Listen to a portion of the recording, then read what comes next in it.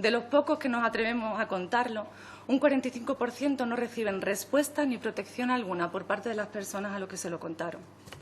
Afortunadamente, cuando yo tenía 18 años y me atreví a hablar con mis padres de lo sucedido, que por cierto mi madre me acompaña hoy aquí como presidenta de la asociación, la verdad es que tuve la fortuna de que me creyeran desde un primer momento.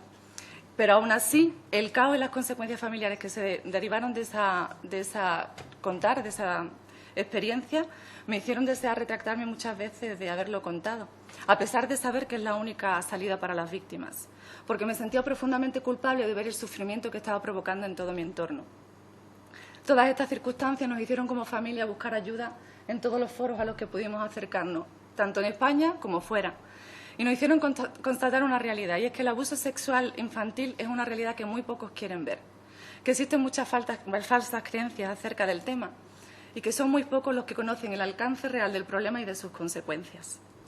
Según los datos de prevalencia, que seguramente os estáis un poco familiarizados con ello, he escuchado que en la comparecencia anterior también han hablado de ello, un 20% de mujeres a nivel internacional y un 10% de hombres reconocen haber sufrido experiencias de abuso sexual en su infancia. Un 35% de niñas y un 20% de niños, según la segunda encuesta nacional sobre exposición de los niños a la violencia en 2011, establecía que sufren victimización sexual, lo que el CDC, por su carácter epidemiológico, tradujo como 1 de cada 4 niñas y 1 de cada 6 niños de nuestro entorno. En el último trabajo publicado por UNICEF en 2012, que supongo que habréis oído hablar, de Ocultos a plena luz, se establece que 1 de cada 10 niñas en todo el mundo han sido víctimas de relaciones sexuales forzadas y otras agresiones a lo largo de su infancia y adolescencia.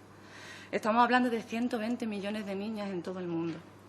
En nuestro continente, la campaña promovida por el Consejo de Europa, 1 de cada 5, habla de la victimización de los niños europeos, que nos toca más de cerca. Y lo cierto es que en España los datos que tenemos no son mucho más alentadores, porque establecen en el único estudio que hay representativo de población general, realizado por Félix López en el 94, que un 19% de la población adulta reportaba haber sido víctima de abusos sexuales antes de los 17 años de edad. Por sexo sería un 22,5% de mujeres y un 15,2% de hombres. Atendiendo a estos datos y en comparativa con los de 21 estados, Finkelhor concluyó que España, junto con Estados Unidos, tiene el extraño privilegio de ser el país con un porcentaje más elevado de casos. Aunque no existen datos actualizados, como os digo, de población general, sí ha habido muchos estudios con población universitaria a lo largo de toda la geografía española y siguen poniendo de manifiesto la alta incidencia de los abusos sexuales en nuestro país. Y a pesar de ello, la investigadora Maribel Martínez señala que solamente se estima que conocemos un 2% de los casos. En el 50% de los casos en los que los niños revelan el abuso, solo un 15% es denunciado. En el caso 5% llega a ser procesado. Con todas estas circunstancias, en el año 2004, 9 mujeres y un hombre fundamos la asociación Redime, por un lado para investigar y dar respuesta a nuestras propias experiencias abusivas, pero después para encontrar herramientas eficaces para afrontar el problema y poder, más adelante, poder apoyar y rehabilitar a otros que hayan pasado por la misma experiencia. Hasta el día de hoy han pasado por nuestra asociación más de 400 mujeres y hombres, y aunque el porcentaje de mujeres es superior, igual que la incidencia, tenemos que reconocer que son muchos los hombres que luchan por combatir esta realidad del abuso sexual en sus vidas, con un handicap añadido, como digo yo, porque parte de su prestigio social se le viene determinado a la hombría y eso dificulta mucho que lleguen a revelar sus abusos. La realidad es que, trabajando con las víctimas, hemos visto que aunque la rehabilitación es posible y hay esperanza, se trata de un proceso muy largo, muy duro y muy doloroso. Porque las consecuencias traumáticas de las experiencias vividas en la niñez no acaban con los episodios abusivos, sino que trascienden a la vida adulta y abarcan todas las áreas de nuestra vida, sin que seamos capaces de establecer una relación entre la causa que originaba esos comportamientos con el efecto que tiene en el desarrollo normal de nuestra existencia. Por eso, como Asociación Redime, hace unos años vimos la necesidad de implementar nuestras acciones concentrando esfuerzos en la doble vertiente de la prevención. Por un lado, evitar la aparición del problema, porque así no tenemos que tratar consecuencias. Pero por otro lado, y en caso de que aparezca, tratar de reducir o contener las consecuencias. Nuestra intención ha sido clara. Hemos intentado disminuir los factores de riesgo y aumentar los poderes de protección con acciones que se han centrado en educar, formar e informar a la ciudadanía en general. El objetivo ha sido diferenciado en 4 bloques con poblaciones muy distintas. Por un lado, tenemos una línea preventiva en la que hemos focalizado en los centros decentes porque entendemos que allí se encuentran tanto las potenciales víctimas como los potenciales agresores. Y el objetivo principal que hemos tenido era educar a los menores y a su círculo más cercano sobre la realidad de los abusos sexuales y poder darle así herramientas adecuadas para poder minimizar los riesgos y aumentar los factores de protección. Para ello hemos diseñado 3 bloques diferenciados, uno dirigido a los docentes, otros a padres y madres y un tercero al propio alumnado, que utiliza recursos adaptados a las necesidades concretas de su etapa de desarrollo. Lo cierto es que al ser la infancia y la adolescencia, que es el tema que aquí nos ocupa, quería detallaros un poquito más en profundidad qué conceptos trabajamos con ellos. Porque aunque la violencia es una constante en la vida de todos nosotros, los niños se encuentran en una posición de mayor riesgo debido a su dependencia del mundo adulto y su falta de autonomía. Y en este sentido, nuestro objetivo ha sido claro, empoderar a los menores y darles recursos para defenderse, y máximo teniendo en cuenta que estas circunstancias suelen darse cuando están ellos solos. Las claves de este empoderamiento es que puedan reconocer el problema, porque es muy difícil prevenir algo que no se conoce. Entonces deben conocer cuáles son los comportamientos que se consideran abusivos, además de promover el uso responsable de las nuevas tecnologías para evitar de los peligros del grooming y del sexting, de los que muchas veces ellos no son conscientes. En segundo lugar, tienen que conocer sus derechos y sus responsabilidades. Y en tercer lugar, aumentar sus capacidades para que puedan diferenciar los secretos buenos de los secretos malos que no se deben guardar. Seguro que habéis escuchado estos conceptos. Identificar cuáles son los adultos de referencia dentro y fuera de la casa a los que acudir en caso de que haya problemas. Y en tercer lugar, discriminar ante la responsabilidad natural que se derivan de nuestras decisiones y nuestras acciones, de la culpa atribuida por actos que cometen terceros. La clave última para empoderarnos es la educación, evidentemente, afectivo-sexual, dándole una serie de conceptos o de informaciones clave. Una, sus cuerpos le pertenecen y tienen que conocerlo y poder escucharlo. En segundo lugar, que tiene unas partes privadas que nadie debe ver ni tocar sin su consentimiento. En tercer lugar, que la buena educación no debe promover nunca ni forzar la intimidad. Y por último, y lo más importante, creo que es la promoción del buen trato en las relaciones familiares y sociales. Tienen que ser capaces de distinguir entre las relaciones reales, sanas y conscientes de las que no lo son, rompiendo así el concepto de que si hay cariño no se puede hacer daño. Por otro lado, trabajamos una línea formativa que pretende proveer a los profesionales de los diversos sectores relacionados con la infancia de los recursos y de medios adecuados para mejorar tanto su capacidad de detección como su pericia profesional al encarar el abuso de menores. Una tercera línea sería la línea informativa, que se centra en las campañas de divulgación y sensibilización que venimos realizando a la población general, con idea no de crear alarma social, sino de una conciencia colectiva que permita visibilizar y entender el abuso como un problema de todos y como tal encararlo. Y por último, una línea de apoyo a las víctimas, que se basa en las propiedades terapéuticas de la identificación de otros como base para motivar el cambio, sobre todo en esas áreas que han sido afectadas por el abuso sexual. Y como soy consciente de que soy la tercera compareciente esta tarde y de que habrá sido muy largo, he querido que brevemente sean las propias víctimas las que hablen tanto de las consecuencias y cómo trabajamos en la asociación.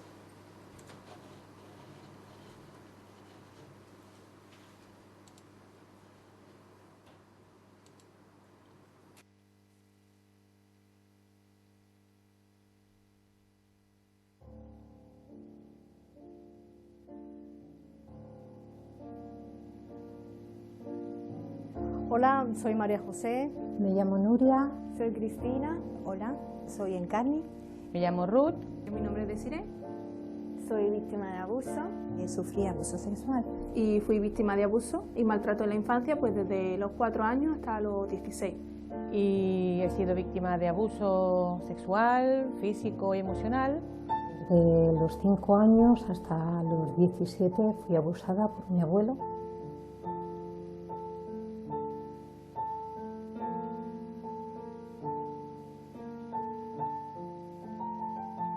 Sabía que tenía problemas y no sabía por qué.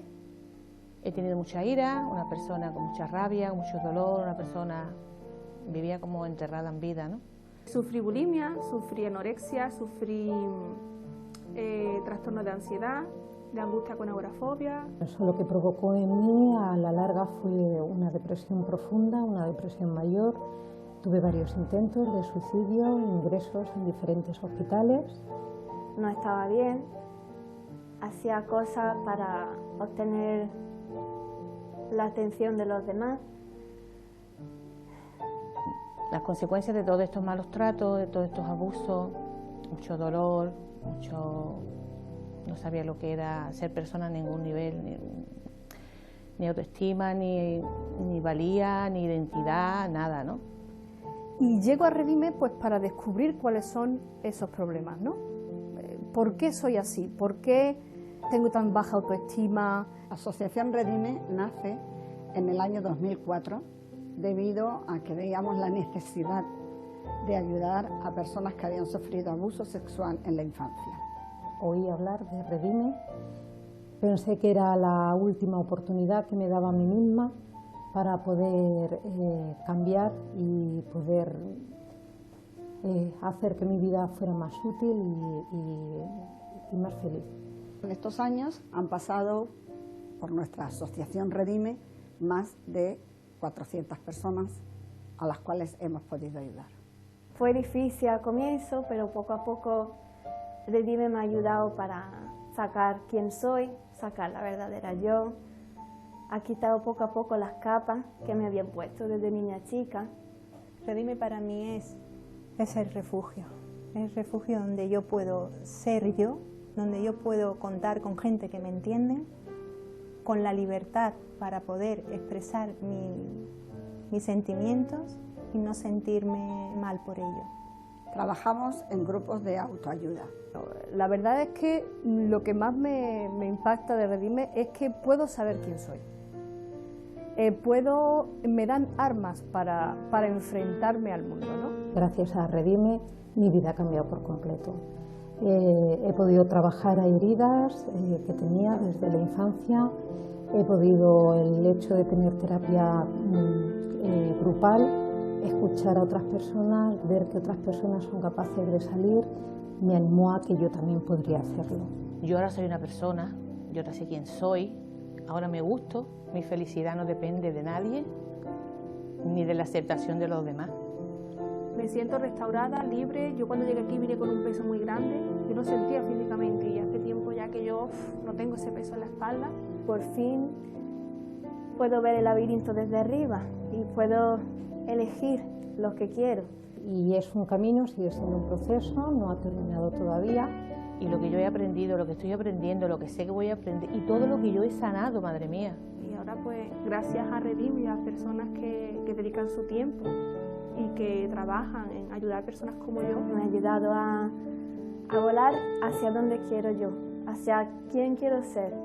Ya la vida no me vive a mí, sino que yo vivo la vida.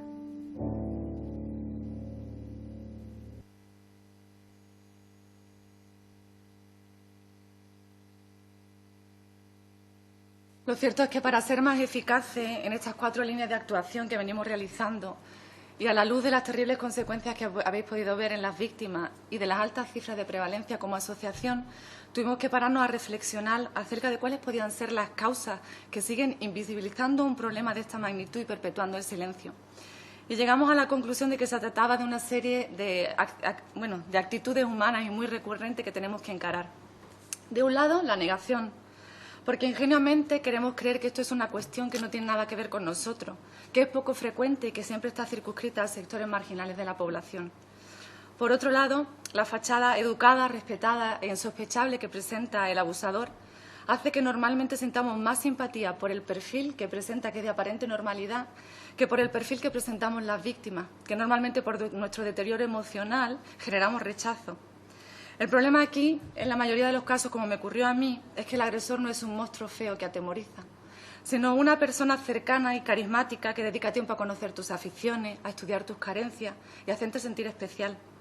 Así, nos resulta más fácil creer que un niño o una niña miente cuando han ocurrido los abusos que tener que admitir que alguien respetable de nuestro entorno cercano es capaz de cometer esos actos.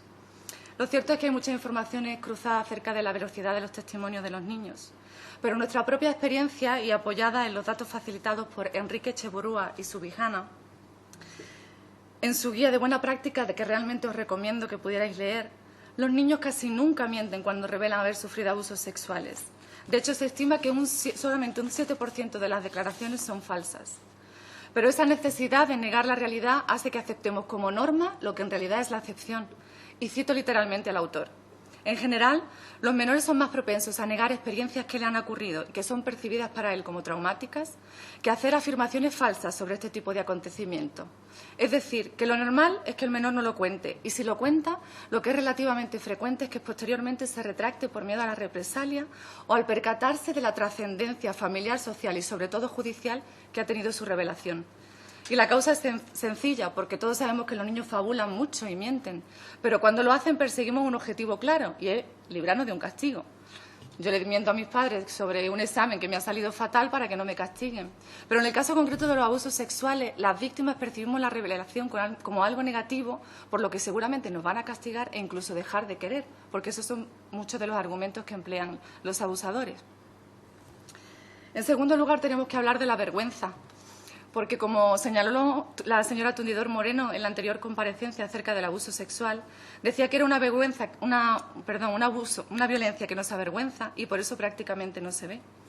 Lo cierto es que las víctimas nos sentimos responsables y cómplices de todo lo que ha pasado y por eso solemos ocultar lo que nos ha ocurrido. Y cuando este tipo de violencia se produce dentro de la familia y el niño o la niña revela los hechos al otro progenitor no agresor, en el 50% de los casos, este reacciona ocultando, por miedo a la respuesta del entorno, a la pérdida de prestigio social y estabilidad económica, y sobre todo por vergüenza que supone ser desleal a la familia. En muchos casos esta actitud viene promovida por un sentimiento de indefensión aprendida, que delega de generación a generación al asumir como inevitables los abusos.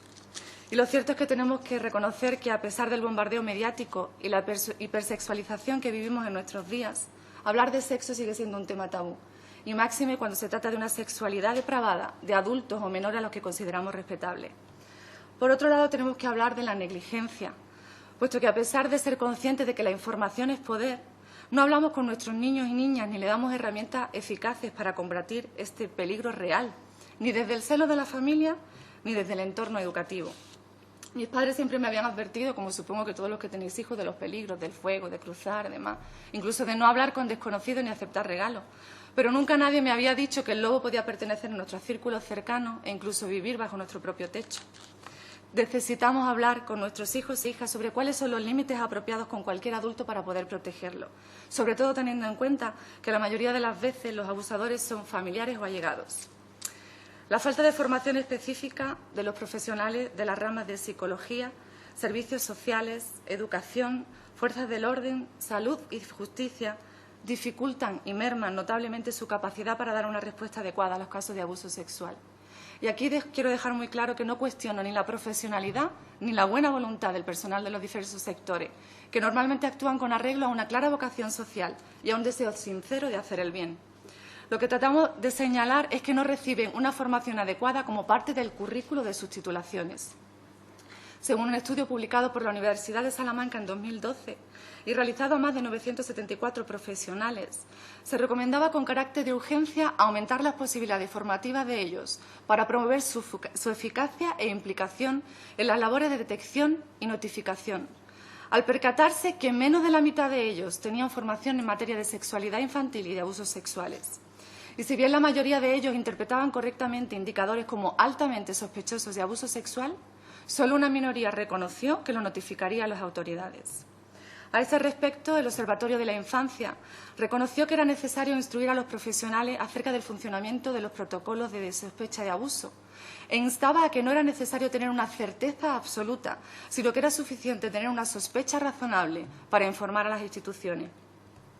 Lo cierto es que la vicepresidenta de la Asociación Española de Pediatría hace unas semanas declaró que los casos comunicados desde la pediatría eran infinitamente menores a las sospechas que existían, porque la mayoría de ellos son indetectables a nivel médico. Y trataba de instar a todos los profesionales de la atención primaria a practicar la escucha del paciente como una herramienta clave en la detección. Reclamaba asimismo una mayor sensibilización y formación por parte del personal judicial y de los peritos. Y cito textualmente: porque si no hay preparación adecuada, llegado el momento pueden quitarle importancia a los signos que detectamos, ponerlos en duda y los menores pueden quedar desprotegidos. El problema es que la mayoría de los abusos sexuales no existen pruebas físicas, siendo el testimonio de las víctimas, la única prueba de cargo. Y precisamente por la dificultad que eso entraña, resulta esencial la formación especializada y el empleo de los recursos humanos necesarios. Porque, como podéis ver en esta ficha, salvo las conductas con contacto físico que incluyen la penetración, ninguna del resto de las tipologías deja rastro físico. Y lo cierto es que el descreimiento de los relatos de los menores no solamente tiene importantes secuelas emocionales para los niños y niñas, sino que en términos últimos pueden potenciar la continuidad de su victimización. A la luz de estos datos y con el apoyo del Grupo Parlamentario Socialista, presentamos una propuesta no de ley ante la mesa del Congreso que recogía una serie de peticiones para instar al Gobierno a emprender medidas preventivas que frenaran el avance y controlaran las consecuencias del abuso sexual en nuestro país. En primer lugar, era realizar campañas preventivas continuadas a lo largo del tiempo allí donde se encuentran las potenciales víctimas. En segundo lugar, establecer una mesa de diálogo multidisciplinar para poder definir protocolos de actuación conjunta en el proceso de detección, denuncia, protección y rehabilitación de las víctimas del ASI. En tercer lugar, proveer de los recursos y los medios adecuados para que todos los profesionales dispongan de una formación protocolizada para la detección precoz y la atención temprana de las potenciales víctimas. En cuarto lugar, promover una campaña de sensibilización de ámbito estatal contra el abuso sexual infantil para visibilizar y concienciar sobre el problema. En sexto lugar, establecer protocolos de reparación del daño a las víctimas adultas de abuso sexual en su infancia. Y, por último, incluir el abuso sexual como una cuestión prioritaria en la futura Ley Integral sobre la Violencia ejercida contra la infancia. Para concluir, deciros que cuando en 2004 registramos la asociación Redime, éramos solo 10 supervivientes que deseábamos afectar tímidamente a nuestro entorno inmediato, utilizando nuestras propias experiencias traumáticas como un recurso útil para ayudar a otros. Y como la mayoría de los movimientos ciudadanos, surgimos para dar respuesta a una necesidad que entendíamos que no estaba siendo atendida. Y desde entonces venimos funcionando voluntariamente como una red de apoyo social al sistema. Pero lo cierto es que para poder crecer y seguir realizando nuestra labor con dignidad y capacidad de dedicación plena, necesitamos poder crear convenios de colaboración y cooperación que garanticen un diálogo fluido entre las asociaciones y los poderes públicos. Estamos profundamente agradecidos por la aprobación unánime que recibió esta propuesta por todos los miembros de esta comisión. Y aunque sabemos que queda mucho camino por andar y que hay muy buena voluntad por hacerlo, como supervivientes necesitamos que estas recomendaciones se traduzcan en medidas prácticas efectivas, que nos hagan sentir que nuestro dolor importa, que el Estado también vela por nuestro bienestar y que en término último desea hacernos justicia. Porque en la medida en que avancemos en la defensa de los derechos de los menores, reconociendo nuestras limitaciones, exigiendo cambios, aunando criterios, asignando los recursos necesarios y sobre todo trabajando en la creación de leyes de protección a la infancia más efectivas y eficaces, estaremos no solo marcando la diferencia como nación amiga de la infancia, sino haciendo justicia a todas esas víctimas adultas, a esos santos inocentes olvidados que no han tenido la oportunidad de verse ni sentirse como ciudadanos de pleno derecho. Muchas gracias. Muchas gracias. Es el turno ahora de los y las portavoces de los diferentes grupos. En primer lugar, es el turno del grupo solicitante, el Grupo Parlamentario Socialista, su portavoz, la señora Ferrer. Gracias, presidenta. Y bueno, después de esta exposición es complicado tomar la palabra sin que pasen por la cabeza muchas cuestiones, ¿no? En primer lugar, gracias a Miriam y a la asociación Redime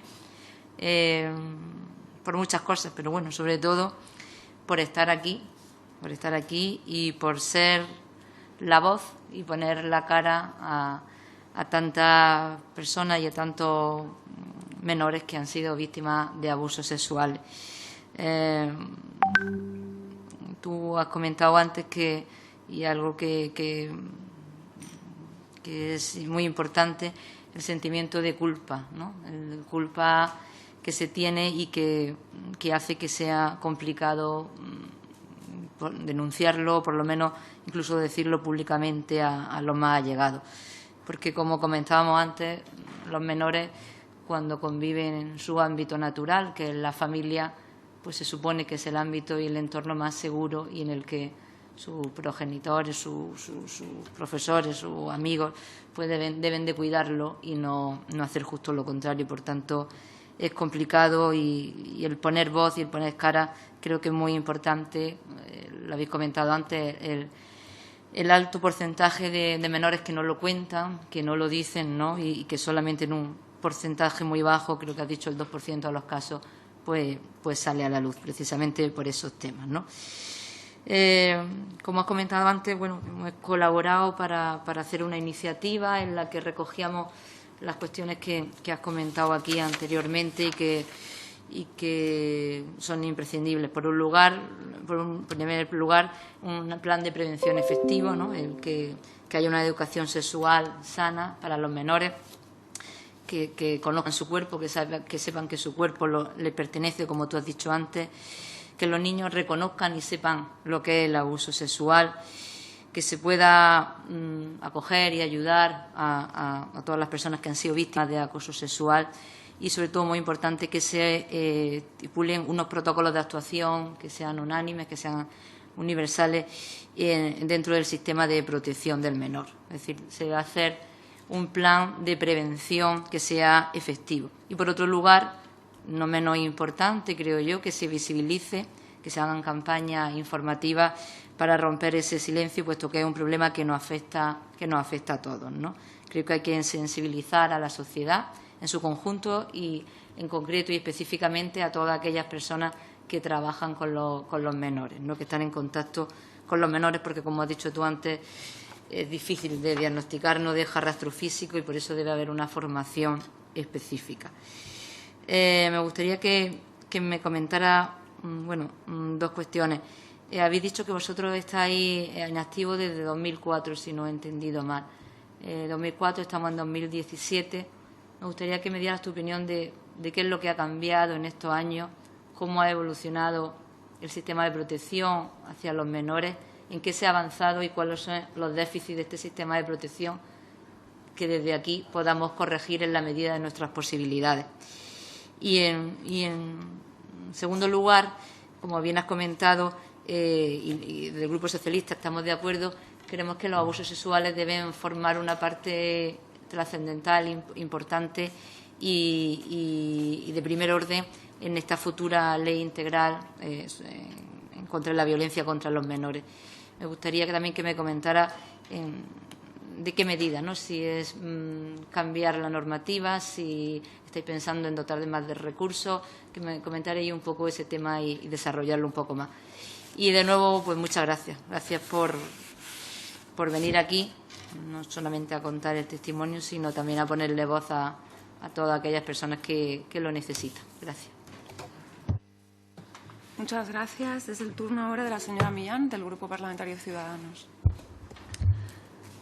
Gracias, presidenta. Señoría, en primer lugar agradecer a Miriam, a Gloria, a su madre, por estar hoy aquí con nosotros y contarnos, además, su caso, que imagino que no habrá sido nada fácil recordarlo otra vez más aquí.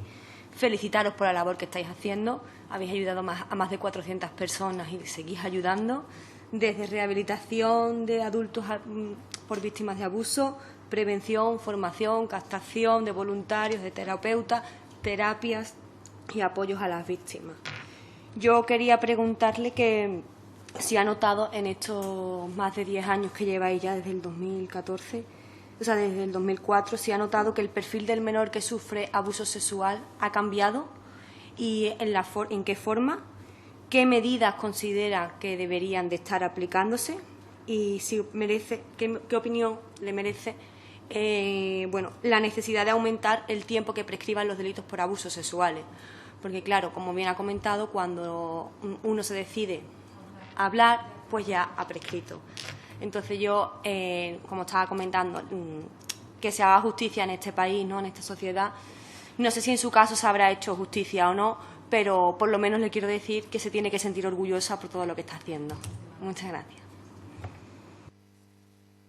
Muchas gracias. Es el turno ahora del Grupo Parlamentario de Unidos Podemos, en Comú Podem en Marea, la señora de la Concha. Hola, buenas tardes. Miriam, Preguntabais si vuestro dolor importa. Vuestro dolor importa, vuestro dolor es nuestro dolor y vuestro dolor, por desgracia, es una cosa muy frecuente. Habéis dado unos datos, yo creo que son más altos aún. Cuando nos reunimos grupos de amigas y hablamos de estos temas, al final todo el mundo acaba contando alguna cosa. Sobre todo cosas de fuera de la familia, de las de la familia tiene que haber una intimidad para que la gente se decida, ¿no? Pero a veces hay que forzar un poco la conversación y dicen, no, a mí nunca me ha pasado nada. Y acaba contando algo que efectivamente sí le había pasado, pero muchas veces acaban la frase diciendo, bueno, pero al final no pasó nada. No pasó nada quiere decir no me violó. Es exactamente lo que quiere decir. ¿De quién te vas a fiar cuando el que te ataca constantemente durante tiempo es una persona de tu entorno familiar? ¿Cómo te afecta eso luego en tus relaciones? ¿Qué confianza puedes tener? ¿Qué confianza puedes tener si se trata de tu padre, del novio de tu madre, de tu tío, de tu abuelo, del médico de la familia, del entrenador de cualquier deporte, del profesor, de tu confesor? Entra aquí, que no te oigo bien, pasa adentro.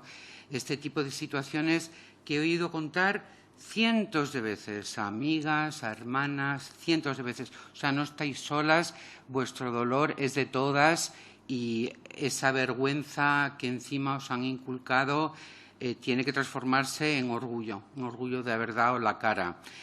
Dais cifras de niñas y de niños también abusados, efectivamente, también hay muchos niños. Querría saber si tenéis cifras de los abusadores. ¿Qué tipo de abusadores son? ¿Son hombres? ¿Hay mujeres? ¿Qué relación tenían con la víctima? A mí me parece que la prevención es complicada porque la pregunta es ¿por qué esto es así? ¿Por qué esto es así? ¿Por qué es tan frecuente y por qué es tan universal? Depende del patriarcado. Se han hecho estudios en los países en que el patriarcado es más potente, como puede ser la India, como puede ser España también, desde luego. Es por el concepto patriarcal de la familia. Las mujeres de la familia me pertenecen o los niños y las niñas me pertenecen, son gente sin voz, son gente sin voto, son gente que están a lo que yo diga y a lo que yo mande. Tiene que ver con el tipo de religión que hay en los países, tiene que ver con la represión sexual, tiene que ver con el celibato, por ejemplo, en el caso de la religión católica. Hoy en día habéis notado una relación con el tipo de juegos, de videojuegos, de películas, de series, o es al contrario y las series, las películas, los videojuegos más bien reflejan dónde estamos o se retroalimentan? ¿Tiene que ver con la coeducación o no tiene que ver? Hay cifras de países nórdicos, por ejemplo, donde esto ya lleva mucho tiempo, los niños y las niñas educándose juntos. Porque lo importantísimo sería que consiguiéramos evitarlo, más que castigarlo, por supuesto, pero lo interesantísimo sería intentar evitarlo. Hay cifras sobre programas de reeducación, hay casos o tener registrados casos de gente que sea el abusador y que recurra a ayuda, que pida ayuda diciendo estoy haciendo esto, no lo quiero hacer, existe esto. Las víctimas, a mí la verdad es que me gusta poco la palabra, me gusta más las valientes, me gusta más las supervivientes, me gusta más las que dieron la cara, ¿no? Me parece importantísimo que los colectivos que atienden a estas personas, tanto durante su infancia como si se deciden una vez cuando son adultas, que la gente que les atiende sea gente realmente preparada, no solamente gente dotada de una empatía personal innata, por decirlo de alguna manera, o por su experiencia vivencial, sino que sea gente que haya recibido una educación. Todos los que tenemos experiencia de haber ido alguna vez a poner algún tipo de denuncia, nos hemos visto en situaciones absolutamente surrealistas, de incomprensión, que todavía te provocan más furia, más indignación y, en fin, que te hace desconfiar no solo de tu entorno, de tu familia, sino también de la sociedad en la que vivimos, ¿no?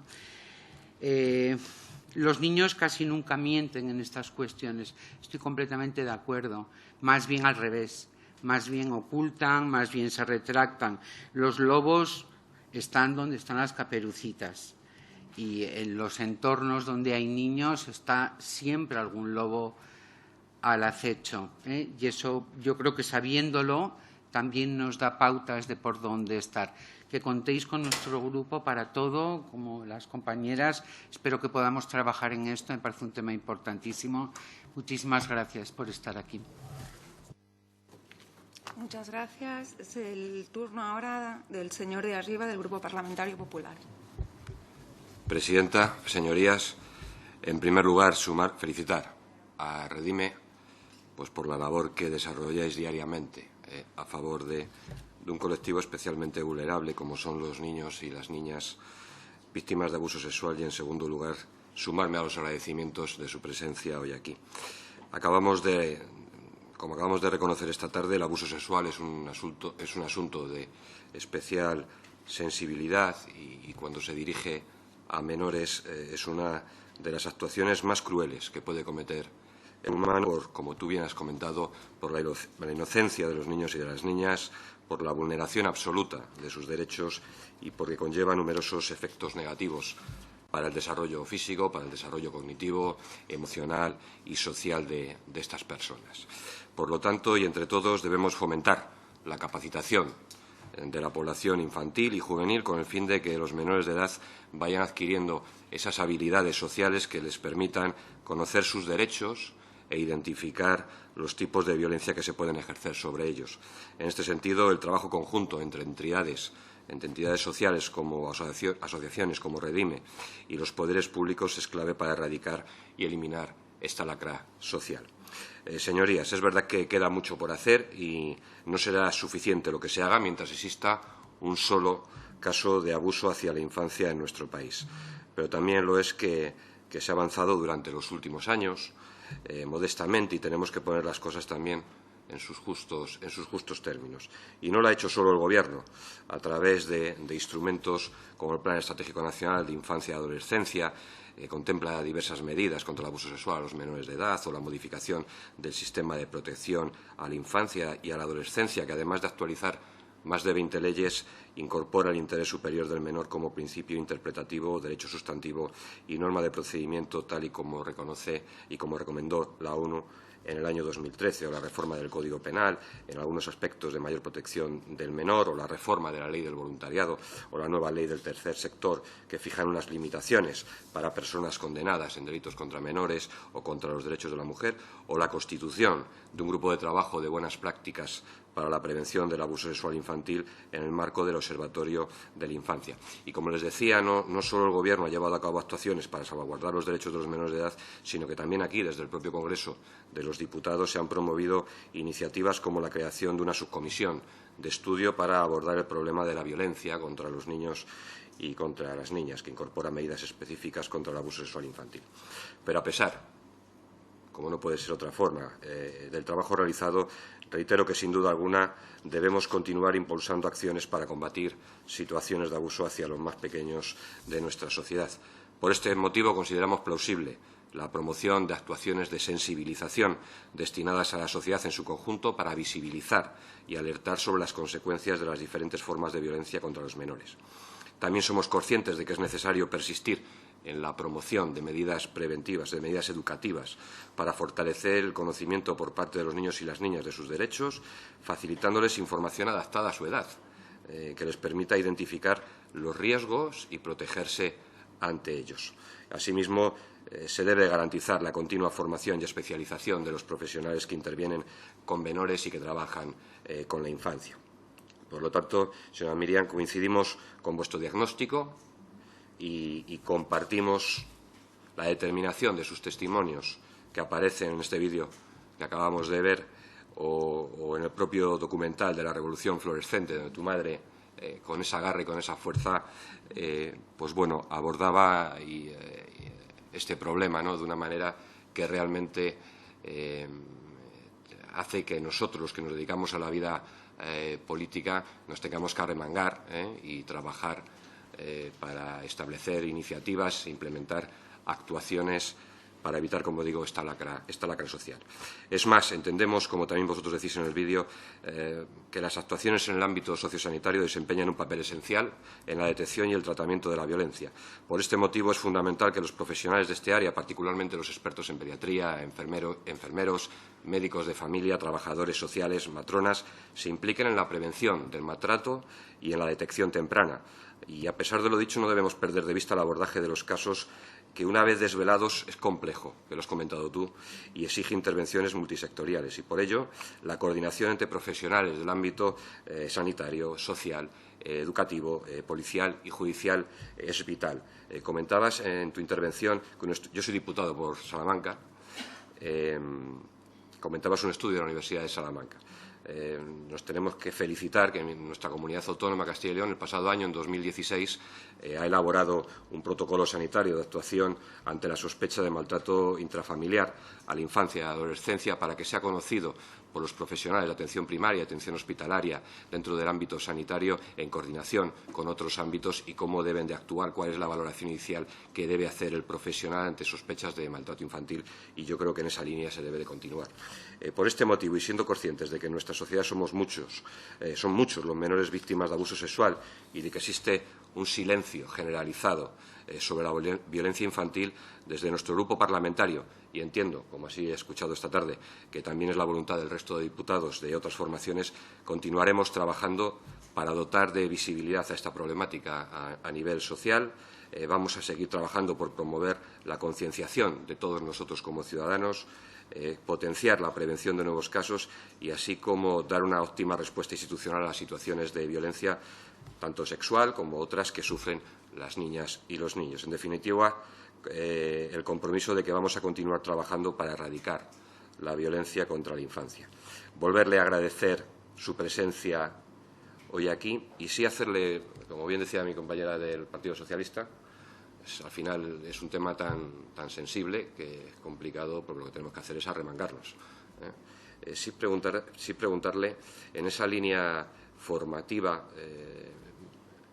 hablabais de grupos de autoayuda, de líneas de apoyo a través de terapia grupal. Si en esa formación a los profesionales, ¿cuál es vuestra participación? Si lleváis alguna, o tenéis algún proyecto, o cómo lo ponéis en práctica, ¿no?, allí en Málaga o donde corresponda. Y nada, agradecerte nuevamente y contar con nuestro apoyo, sinceramente. Gracias. Muchas gracias. Es el turno ahora de doña Miriam Joy Iglesias Medina, que contestará a las diferentes preguntas. A la señora Ferrer creo que me ha preguntado sobre la opinión de si ha cambiado la problemática o cómo se ha avanzado y qué déficit encontramos. Abusos han existido siempre, es verdad que los conocemos más y se hablan más y los medios están haciendo más publicidad de eso, lo cual no siempre es positivo, porque buscan muchas veces más la noticia y el morbo que la realidad que hay detrás de esos niños, que en realidad se exponen ellos la situación y se preserva la intimidad de los supuestos abusadores. Y esto es algo que tenemos que prestar especial atención. Yo quiero creer que sí se ha avanzado, creo que son muchas las asociaciones que han empezado a alzar la voz, muchas voces, como decía, de supervivientes. Y como yo digo, dice, nos gusta víctimas, pero es verdad, yo creo que es una etapa que vivimos muchos de nosotros. Empezamos siendo víctimas con todas las consecuencias, después somos sobrevivientes porque poco a poco vamos saliendo allí, hasta que llega un punto en que nos empoderamos y hacemos, no sé cómo decirlo, utilizamos esta experiencia, la integramos en nuestra vida y decimos, ahora vamos a darle un sentido de utilidad para ayudar a otros. Y en ese sentido es cuando nos sentimos supervivientes y con capacidad de hablar. Por eso, cuando podemos contar nuestro testimonio, mucha gente se sorprende de la naturalidad con lo que lo hacemos. Y es que al final se ha convertido en una parte más de nuestra vida. Es imposible olvidarlo, pero son como las heridas que cicatrizan. Al principio, en el proceso de curación, duelen, pero si se hace la sanidad de manera correcta, pues tienes la cicatriz que te recuerda lo que ha pasado, pero ese dolor intenso se amortigua. Con respecto a los déficits que encuentro, lo cierto es que hay mucho material acerca de cómo se deberían hacer las cosas. El problema es que no hay medidas ni recursos para llegar a cabo. Si te pones a estudiar, a mirar cómo deberían ser, las exigencias que se ponen deben ser dos expertos. Uno en cómo funciona la memoria, en el comportamiento de los niños. Otro experto, o sea, la información está, pero evidentemente hace falta dedicar recursos y dar esa formación a los profesionales desde sus titulaciones, porque a menos que ellos accedan a título personal, porque quieran formarse, especializarse en ese tema, no tienen acceso a ella. La realidad que nos encontramos es que a la familia le salta algo así o en el círculo cercano. Tu lógica es, lo que me importa es el niño. Lo de menos es denunciar, no sé si me entendéis. Entonces, en tu intención buena de ayudar al niño, no se cumplen nada de los protocolos y después a nivel judicial todo se queda en agua de borraja, porque no se han seguido los pasos. Tú lo que vas es a un psicólogo, cómo puede ayudarlo o cómo lo denuncio. Si ese psicólogo no conoce el procedimiento y empieza a tratarlo terapéuticamente sin que antes se hayan evaluado, pues ya hemos perdido todo en el sentido judicial. A este respecto quería decir, y creo que lo ha mencionado también la portavoz de Podemos, de que lo que necesita el niño no es el procedimiento judicial, en un sentido. O sea, lo que necesita el niño es una respuesta del entorno adecuada, que pasa por creerlo y por protegerlo. El procedimiento judicial es la responsabilidad que tenemos los adultos del entorno para que esa persona no siga haciendo ese tipo de cosas. Y una de las... Hablaba, creo comentar, de cuáles podían ser las causas que motivaban que esto siguiera perpetuándose a lo largo del tiempo. Y sí, yo creo que el patriarcado tiene mucho que ver con esto, el sentir como propiedad a la mujer o a los hijos, está como en un segundo estamento. ¿Por qué? Porque las mujeres estamos nuestra sexualidad está relegada al plano de la maternidad, poco a poco se habla, pero sigue muchas reticencias con respecto a ella. Sin embargo, los hombres, con respecto a la sexualidad, lo que decía antes, no solamente se establece como que es parte de su prestigio social, de lo cual tiene que alardear, sino que muchas veces justificamos este tipo de actos porque decimos que no pueden contener sus impulsos. Y si es una adolescencia, como los casos tan tremendos que han salido últimamente en las noticias, que a las 3 de la mañana pues lo intentan abusar y después salen ellos con una orden de alejamiento de 50 metros, por poner algo, ¿qué reluce ahí? O sea, tenemos que pararnos a reflexionar qué reluce ahí. Que lo que hay detrás es una idea de, oye, ¿qué hacía a las 3 de la mañana? ¿De qué pintas no iría? Como que el hombre no puede frenar sus impulsos. Esos son clichés que tenemos que romper, pero con voces unánimes. Es verdad que se están tomando medidas y lo que han comentado de la ley, de todos los cambios y los avances, están ahí, pero tiene que ser una voz unánime en todos los sectores. Nosotros, nuestra experiencia en el trabajo que estamos realizando con los profesionales, como decía, nosotros íbamos con miedo, como diciendo, a ver cómo le vamos a aportar, pero es que sinceramente se sienten muy faltos de pericia en estos temas y te reconocen. Ha habido muchos casos en los que estábamos casi seguros que había pasado, pero es que claro, nosotros cómo vamos a denunciarlo, los miedos que hay detrás de la denuncia, y no entiende que es diferente notificar, que es decir, no, tú le vas a comunicar a las autoridades competentes que van a valorar eso, tú solamente vas a notificar y ellos ya se encargan de ver si hay cosas. O sea, el trabajar eso con los profesores ha sido difícil, porque ellos reconocen y ellos están muy involucrados emocionalmente con sus alumnos, pasan muchísimo tiempo con ellos. Y entonces nosotros lo que instamos es decirle, mira, soy el segundo agente socializador más importante para los niños y de referencia.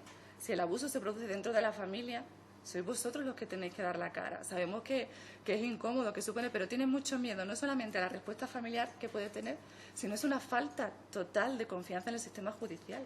Y ellos tienen empatía con esos niños, quieren saber qué va a pasar con esos niños. Y cuando muchas veces tardan, nuestra abogada siempre lo comenta, dice, hay 3 o 4 años para que nos respondan lo que hay que hacer, ¿en qué vacío dejamos a ese niño durante esos 4 años? Que lo ha hablado, lo ha contado, si está dentro del entorno familiar, qué difícil la situación, porque estamos, en cierto modo, al no ser rápidos y eficaces, promoviendo que esa victimización pueda repetirse, y además con un cierto grado de, ahora puedo más, porque no pasa nada con lo que hago, ¿no? En ese sentido tenemos que cuidar mucho. Y creo que el factor de la empatía es esencial. Hablaba de que tenían que ser las personas que dieran este tipo de cursos, personas formadas, por supuesto. Pero nos hemos dado cuenta, sobre todo con las víctimas, y la mayoría que ha tratado de abordarlo como supervivientes, que han buscado ayuda, yo ya no sé a dónde han podido acudir. Profesionales de todo tipo ya no saben, ya hacen yoga, ya hacen todo, porque ellos quieren buscar una salida a su experiencia abusiva. Y cuando llegan aquí y dicen, mira, es que hemos ido a todo tipo de terapias, pero como esto nada. Y es porque se encuentran a alguien que valida su dolor y dice, es que hablamos un lenguaje que nadie habla. ¿Entiendes? Porque los sentimientos y las emociones en hombres y mujeres son los mismos en ese sentido. Ese miedo, esa culpa, esa sensación de que no valemos nada. Yo siempre lo digo a nivel dice, es que nuestros miedos son tan grandes que yo era incapaz de salir a comprarme ropa sola. Si alguien no me decía, esa ropa te queda bien, yo era incapaz. O sea que los miedos y las consecuencias que suscitan son tan graves, que tenemos que atajarlas antes de que aparezcan, porque después se puede salir, pero es mucho más difícil. Entonces, si tuviera que destacar de las medidas, para mí las más importantes es el trabajo con los niños directamente, para darles herramientas eficaces. En los últimos 2 años hemos empezado a realizar estos talleres con los niños y tengo que comentaros que la respuesta ha sido muy positiva, pero también a nosotros nos han dejado hecho polvo, porque ver a niños de 10 años, 11 años, que cuando acaban las sesiones se acercan a la tarima y te dicen, perdona, ¿te puedo abrazar? Y se abrazan a nosotros comunicando todo lo que hay. Y la cantidad de adolescentes de entornos muy protegidos, la mayoría de ellos de colegios privilegiados, que decimos, es que estas cosas no pasan, que te cuentan sus experiencias abusivas y nosotros nos plantea la tesitura, ¿y ahora qué hacemos? ¿Y ahora qué hacemos con ellos?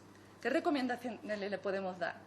Nosotros tenemos que sentirnos tan seguros de que la respuesta judicial va a ser positiva, que lo va a tratar bien. Es verdad que es difícil tratar todo este tema.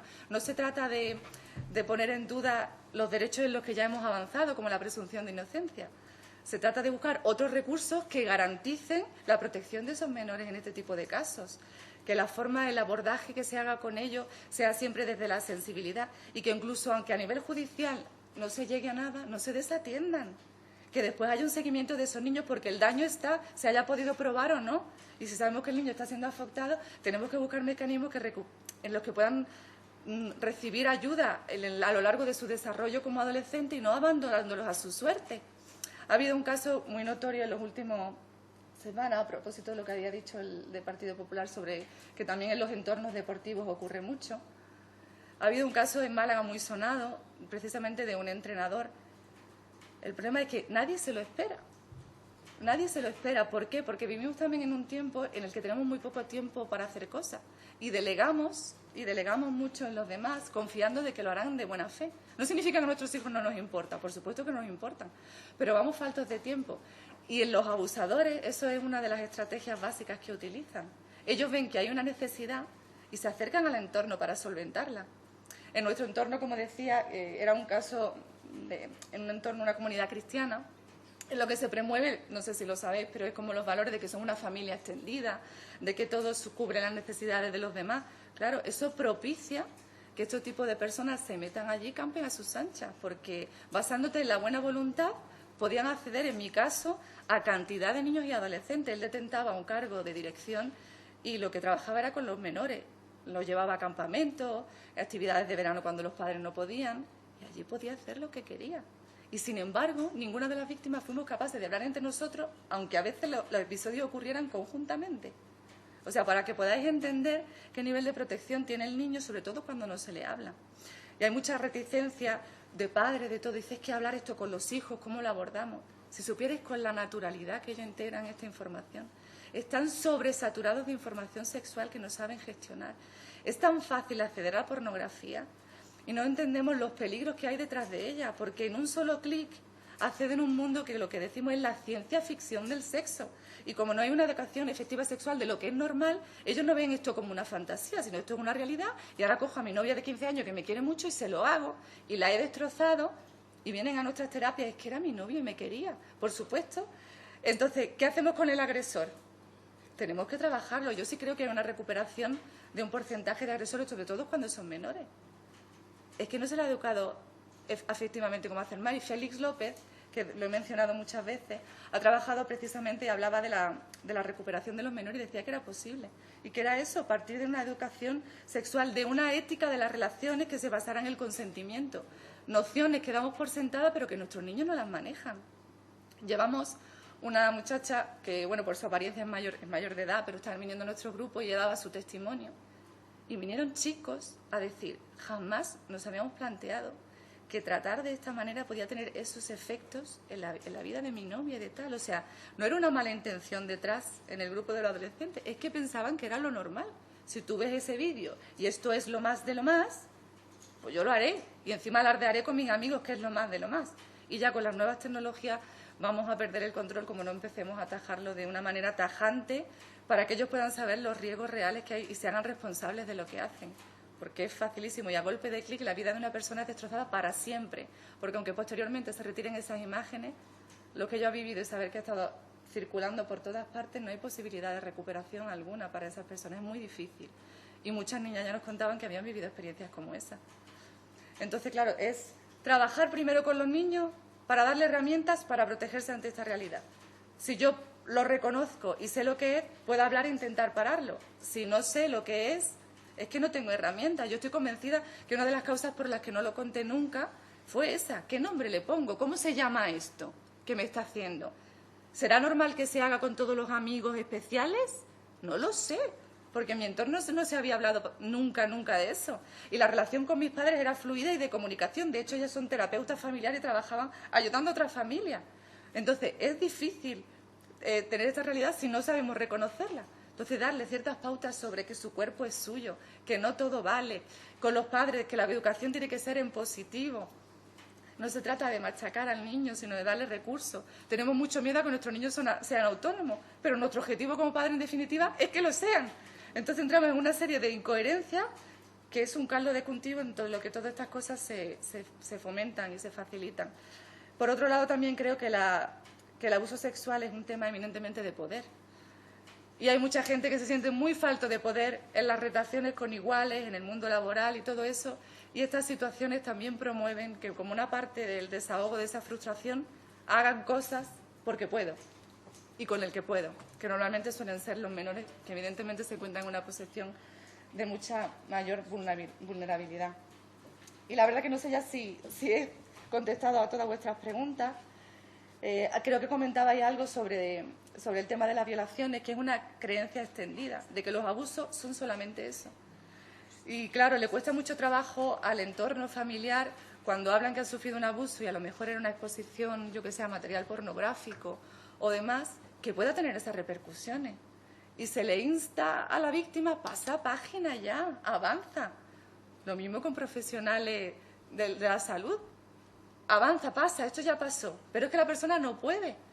No es que no queramos, es que no podemos. Necesitamos ir a la raíz del problema y tratar de solucionarlo para crear una nueva imagen. Y como yo digo, es reconstruirnos desde cero. Pero contar para mí, a nivel personal, y estoy seguro que todas mis compañeras, escuchar vuestras palabras de que nuestro dolor importa, significa mucho. Y sé que poder trasladárselo a todas las supervivientes y a los supervivientes que están con nosotros en la asociación va a ser muy importante. Porque muchos de ellos lo han vivido en el entorno familiar y no solamente se le ha creído nunca, sino que al contrario suele ser al que se separa, al que se señala, al que se aísla. Y esto es algo muy duro. Entonces, que el Estado, como el ser superior, que vele por nuestros intereses, tenga una respuesta adecuada, creo que es determinante tanto para la sanidad de la víctima como para poder prevenir estas situaciones. Muchas gracias. Bueno, pues muchísimas gracias, Miriam, por tu aportación a esta comisión. Yo creo que ha sido una muy buena comparecencia. Muchas gracias por vuestra valentía y por el trabajo que realizáis todos los días. Os lo agradecemos desde esta comisión. Y no habiendo más asuntos que tratar, la señora presidenta, agradeciendo a los comparecientes y a los señores diputados su asistencia, se levanta la sesión. Gracias. Muchas gracias. Pues muchísimas gracias.